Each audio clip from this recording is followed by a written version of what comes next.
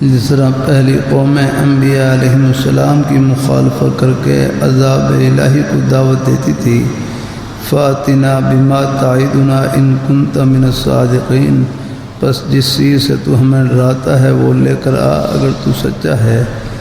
پھر جب عذاب الہی آیا تو اس کا نقشہ اللہ تعالیٰ نے یوں بیان فرمایا، وَأَمَّا عَادٌ فَأُهْلِكُوا بِرِيحٍ صَرْصَرٍ عَاتِيَةٍ سَخَّرَهَا عَلَيْهِمْ 7 لَيَالٍ و8 أَيَّامٍ حُسُومًا فَتَرَى الْقَوْمَ فِيهَا صَرْعَىٰ كَأَنَّهُمْ أَعْجَازُ نَخْلٍ خَاوِيَةٍ فَهَلْ تَرَىٰ لَهُم مِّن بَاقِيَةٍ۔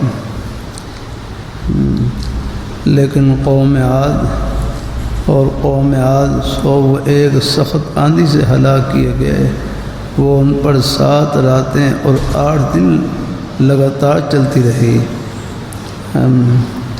اگر آپ موجود ہوتے اس قوم کو اس طرح گرا ہوا دیکھتے گویا وہ گری ہوئی کھجور کے تنے ہیں، بڑے لمبے لمبے قد تھے۔ جب اللہ تعالیٰ کا عذاب آیا تو بالکل یوں پڑے ہوئے جیسے کھجور کے تنے آیا کرنا۔